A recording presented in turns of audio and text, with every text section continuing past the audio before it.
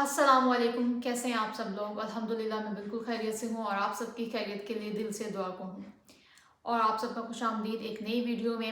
آج کی جو ویڈیو ہے وہ بالکل ہی ڈفرینٹ ہونے جا رہی ہے۔ بہت دیر سے اس ٹاپک پہ ویڈیو جو ہے وہ بنانا چاہ رہی تھی، لیکن پھر میرے دل میں یہ خیال آتا تھا کہ میں اتنی بڑی یوٹیوبر نہیں ہوں، نہ ہی میرے پاس اتنی زیادہ آڈینس ہے۔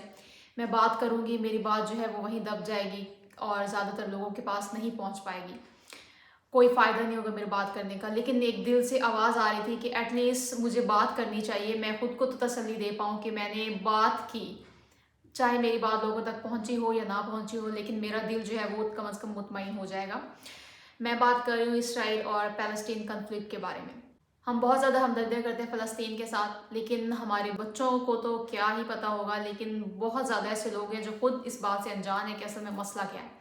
انہیں یہ نہیں پتا ہوتا کہ یہ لڑائی جو ہے وہ کیوں ہو رہی ہے، بالکل انجان ہوتے، کوئی اس کے بارے میں سرچ ہی نہیں کرنا چاہتا۔ بس یہ ہے کہ جب نیوز میں سرگرم ہوتی ہیں اس طرح کی خبریں، اس وقت چند دنوں کے لیے ہمدردی کر دیتے ہیں، بعد میں ہر کوئی بھول جاتا ہے کہ مسئلہ کیا ہے، کسی کو کوئی لینا دینا نہیں ہوتا، کیونکہ جو وہاں پہ ہے، جو فیلنگز ان کی ہیں وہ ہم بالکل بھی سمجھ نہیں سکتے۔ وہ کہتے ہوئے بھی میرے نا ایسے رونگٹے کھڑے ہو رہے ہیں اور اس بارے میں بات کرنا بھی بہت مشکل ہے۔ میں بیان نہیں کر سکتی کہ وہاں پہ کیا حال ہوگا، بچوں کا، عورتوں کا، بوڑھوں کا، مطلب کوئی لائف نہیں ہے۔ وہ اس پاک سرزمین کی حفاظت کے لیے کھڑے ہوئے ہیں جو ہم سب کے لیے بہت زیادہ مقدس ہے، اور ہم تو جیسے بھول ہی گئے ہیں، ہمارا اس سے لے کے کوئی فرض ہی نہیں ہے۔ چلیے بات کرتے ہیں، پہلے تھوڑا سا اس کی ہسٹری پہ فوکس کرتے ہیں کہ آخر یہ جو مسئلہ ہے وہ اصل میں ہے کیا۔ 1900 میں سب سے پہلے جو ہے فلسطین وہ مکمل طور پر سلطنت عثمانیہ کا حصہ تھا۔ بعد میں 1914 میں ورلڈ وار 1 جو ہے وہ سٹارٹ ہوئی اور برٹش کنٹرول جو ہے وہ فلسطین کے اوپر آ گیا۔ 1917 میں جو ہے یہودی انہوں نے یہاں پہ آ کے رہنا شروع کر دیا۔ 1917 سے پہلے یہاں پہ مسلمان جو ہیں وہ تقریباً 85 سے 90% تک یہاں پہ مسلمان رہا کرتے تھے، اور باقی جو پرسنٹیج تھی وہ یہاں پہ یہودی اور عیسائی وغیرہ جو ہے وہ رہتے ہوتے تھے۔ 1917 کے بعد یہودیوں کی جو ہے تعداد جو ہے یہاں پہ بہت زیادہ بڑھنا شروع ہو گئی، نہ صرف بڑھنا شروع ہو گئی بلکہ انہوں نے یہاں پہ زرعی زمینیں خریدنا شروع کر دی، اور خرید کر جو وہاں کے لوگ تھے، سٹیزن تھے، انہیں ہی ان کی جائیدادوں سے بے دخل کرنا شروع کر دیا۔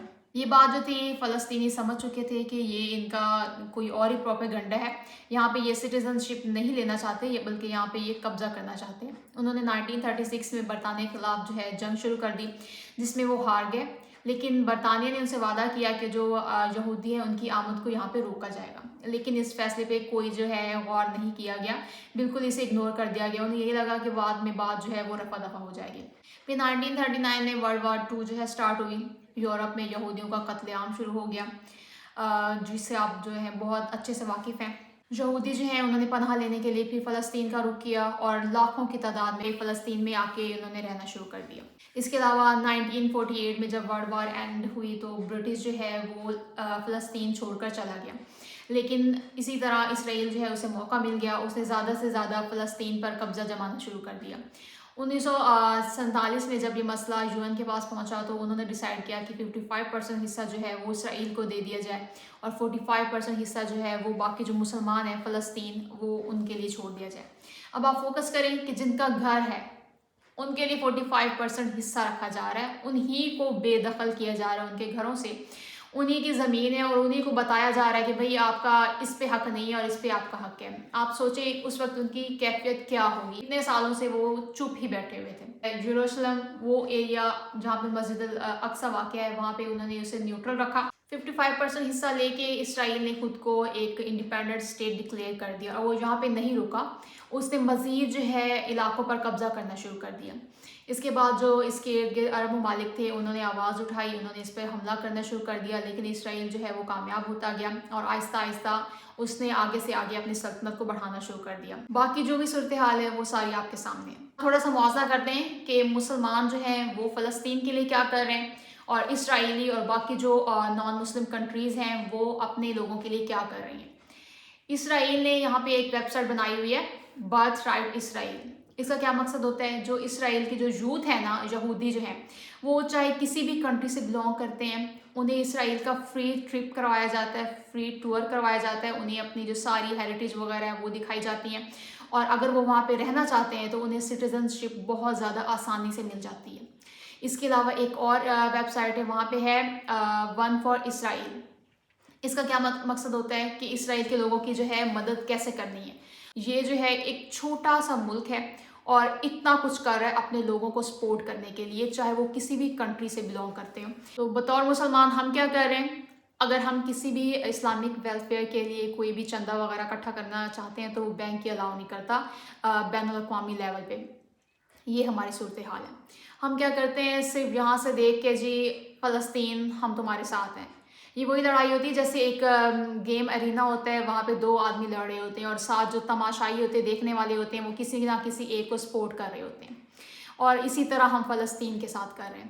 باقی وہ کیا کریں، جیسے آپ لوگ جانتے ہیں کہ KFC میکڈونلڈ انہوں نے بالکل ہی فری کر دیا ان کے لیے کھانا، اور فلسطین کا کیا، ان کا کھانا، وہ بچے، ان کی رہائش گاہیں، ان کا کیا، وہ خود ہی آپ دماغ میں سوچیں کہ وہ کیسا لگتا ہوگا، ان بچوں کے لیے کیسا ہوگا۔ بچے ہوتے ہیں وہ آتش بازی بھی ہو جائے نا، اس سے بھی ان کے دل میں ڈر بیٹھ جاتا ہے۔ ہمارے بچے ہوتے ہیں وہ ان سے برداشت نہیں ہوتا، اتنی وہ جو آواز ہوتی ہے اس سے ڈر لگتا ہے انہیں۔ وہ بچے بمباریاں ہو رہی ہیں، آتش بازی ہو رہی ہے، ہر طرف سے گولیوں کی آوازیں، ہر طرف موت کا سایہ ہے، وہ بالکل قریب سے اسے دیکھ رہے ہیں اور بہت ہی غمگین صورتحال ہے۔ مجھے سمجھ نہیں آتی کہ وہ وہاں پہ کیسے زندگی بسر کر رہے ہوں گے، اور ہم یہاں پہ بالکل ہی بے بس بنے بیٹھے دیکھ رہے ہیں۔ یہاں پہ ایک چیز ہوتی ہے کہ اگر یہاں پہ مسلمان جو رہتے، جیسے اب حماس نے اٹیک کیا ہے تو بہت زیادہ جو ہے یورپین کنٹریز میں اسے ایک دہشت گرد حملہ کہا جا رہا ہے۔ اب یہ دہشت گردی ہے، لیکن جو سالوں سے اسرائیل کرتا آ رہا وہ کیا تھا؟ اس وقت جو سارے لوگ تھے یہ کہاں تھے؟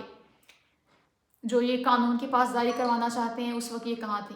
اب جنگ بندی کا اعلان کیوں نہیں ہو رہا؟ جب حماس نے حملہ کیا فوراً سب نے بولنا شروع کر دیا کہ یہ انسانی حقوق کو مد نظر رکھے، انسانی حقوق کو پامال کیا جا رہا ہے۔ اب جب اسرائیل نے خود ہی الٹیمیٹم دے دیا ایک دن کا، وہی انہی کا گھر ہے، انہی کو کہہ رہے ہیں کہ آپ خالی کریں ورنہ پورا تباہ کر دیا جائے گا، اور اسی دوران الٹیمیٹم کے دوران ہی انہوں نے حملے کرنا شروع کر دیے۔ اب یہ سب لوگ کہاں ہیں؟ اب جنگ بندی کیوں نہیں ہو رہی؟ اگر مسلمان کرے گا تو وہ دہشت گردی ہوگی، لیکن اگر جو نان مسلم کریں گے تو وہ کیا ہوگا؟ وہ کس کیٹیگری میں اسے رکھا جاتا ہے؟ یہ ایسا کیوں ہے؟ یہ ایسا اس لیے کیونکہ ہمارے اندر اتحاد نہیں ہے۔ مسلمان ہم دور سے دیکھ کے نا، ہماری اپنی لڑائیاں چل رہی ہیں اور ہم ایک دوسرے کا ہی ساتھ نہیں دیتے۔ یہاں پہ پاکستان میں آپ خود ہی دیکھیں، ہمارے اپنے پاکستان کے جو اندر ایشوز ہیں وہ بہت زیادہ چل رہے ہیں۔ فلسطین کی طرف کس نے دیکھنا ہے؟ جیسے پہلے کشمیر تھا، ہم کشمیر کے ساتھ تھے، کوئی نہیں سننے والا تھا۔ ایسے ساتھ دینے سے، ایسے بولنے سے کیا ہوتا ہے کہ بھئی میں تمہارے ساتھ ہوں؟ وہ وہاں پہ تڑپ رہے ہیں، مر رہے ہیں۔ وہ آپ خود ہی سوچیں، ماں باپ جب اپنے بچوں کو دیکھتے ہوں گے ان پہ کیا بیتی ہوگی، اتنا بے بسی کا عالم ہوگا۔ ہمارے بچے ہوتے ہیں بخار ہو جائے بلکہ سر درد بھی ہو جائے نا تو ماں باپ تڑپ اٹھتے ہیں کہ ہم کچھ نہ کچھ کریں۔ وہاں پہ ماں باپ دیکھ رہے ہیں انہیں تڑپتا، لیکن انہیں پتہ ہے کہ ہم کچھ بھی نہیں کر سکتے، ہمارے ہاتھ میں کچھ بھی نہیں ہے۔ غزہ جو ہے بلکہ بہت بڑی اس وقت وہاں پہ جیل بن چکا ہے، نہ وہاں سے کوئی بندہ آ سکتا ہے نہ کوئی جا سکتا ہے، اور فلسطین کی طرف کوئی بھی کھانا پینے کا کوئی سسٹم نہیں ہے اس وقت۔ جو ان کے لوگ تھے اسرائیل، وہ تو ان کی مدد کرنے کے لیے پہنچ گئے، انہیں کھانا وغیرہ، انہیں ساری سہولتیں مل رہی ہیں۔ تو یہ مسلمان ان کے ساتھ ایسا کیوں؟ ان بچوں کو کیا سزا مل رہی ہے مسلمان ہونے کی؟ اس پاک جگہ پہ رہنے کی سزا مل رہی ہے انہیں؟ اور یہاں پہ اتنے بڑے لوگ ہیں جو یہاں پہ بات کر سکتے ہیں، ان کا پیغام جو ہے بہت جلدی لوگوں تک پہنچ سکتا ہے، لیکن مجھے نہیں سمجھ آ رہی وہ کیوں نہیں بول رہے ہیں۔ ابھی یہ بولتے ہوئے میری ہارٹ بیٹ جو ہے بہت زیادہ تیز ہو رہی ہے، کیونکہ میرے دماغ میں وہی جو ہے منظر وہ آ رہے ہیں۔ یہاں پہ بیٹھتے ہوئے میرا دل ایسے کانپ رہا ہے، تو جو سامنے بیٹھ کے اسے دیکھ رہے ہوں گے ان کا کیا حال ہوگا اس وقت۔ میرا اس ویڈیو بنانے کا یہی مقصد ہے، ہمارے لیے جاننا بہت زیادہ ضروری ہے، ہمارے بچوں کے لیے جاننا بہت زیادہ ضروری ہے کہ ہمارے ساتھ کیسے مسلمان ہونے کے نام پہ ہمارے ساتھ زیادتی ہوتی آ رہی ہے۔ ہمیں اسی بات کی سزا دی جاتی ہے کہ ہم مسلمان ہیں۔ تو پلیز اس بات پہ فوکس کریں، اس ویڈیو کو زیادہ سے زیادہ شیئر کریں تاکہ لوگوں تک یہ بات جو ہے وہ پہنچ سکے، اور ان سب کے لیے آپ بہت زیادہ دعائیں کریں جو وہاں پہ بیٹھے ہوئے ہیں، کیونکہ انہیں اس چیز کی بہت زیادہ ضرورت ہے۔ اس ویڈیو کو شیئر کرنے سے شاید جن تک یہ پیغام پہنچنا چاہیے وہاں تک یہ پیغام پہنچ سکے۔ میری بہت زیادہ دعا ہے، میں اسی امید پر یہ ویڈیو بنا رہی ہوں کہ یہ پیغام سب تک پہنچ سکے۔ میں جانتی ہوں کہ لو لیول پہ لوگ بہت زیادہ اس چیز کو محسوس کرتے ہیں، لیکن وہ بھی میری طرح بے بس ہوتے ہیں، جیسے میں بے بس ہوں، میں فیل کر رہی ہوں اس چیز کو، لیکن میں کچھ نہیں کر سکتی۔